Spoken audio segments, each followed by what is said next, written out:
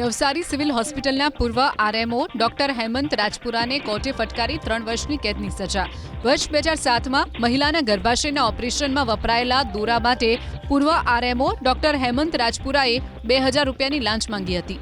Civil હોસ્પિટલમાં વિનામૂલ્યે operation થતું હોવા છતાં લાંચિયા પૂર્વ આરએમઓએ દર્દીના પરિવાર પાસેથી 2000ની લાંચની માંગ કરી હતી। ફરિયાદના આધારે એસીબીએ છટકું ગોઠવીને પૂર્વ આરએમઓ ડોક્ટર હેમંત રાજપુરાને 1500 રૂપિયાની લાંચ લેતા રંગેહાથ ઝડપી પાડ્યા હતા। લાંચ લેવાના આરોપમાં ચાલતા કેસમાં કોર્ટે મુખ્ય જિલ્લા સરકારી વકીલની દલીલોને ગ્રાહ્ય રાખીને ડોક્ટર હેમંત રાજપુરાને 3 વર્ષની કેદની સજા અને 10,000 રૂપિયાનો દંડ ફટકાર્યો।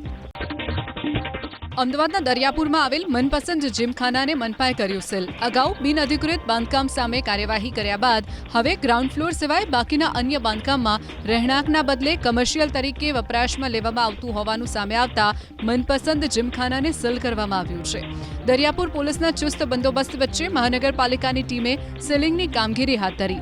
થોડા સમય અગાઉ એસએમસીએ રેડ કરીને 187 જેટલા લોકોને જુગાર રમતા ઝડપી પાડ્યા હતા। મનપસંદ જીમખાના સહિતની જગ્યા અગાઉ રજા ચિઠ્ઠીથી મંજૂર કરવામાં આવી હતી, જેમાં બાંધકામના રેકોર્ડમાં ગ્રાઉન્ડ ફ્લોર કમર્શિયલ, પ્રથમ અને બીજા ફ્લોર પર રહેણાંક અને ત્રીજા ફ્લોર પર બાંધકામ દર્શાવવામાં આવ્યું હતું।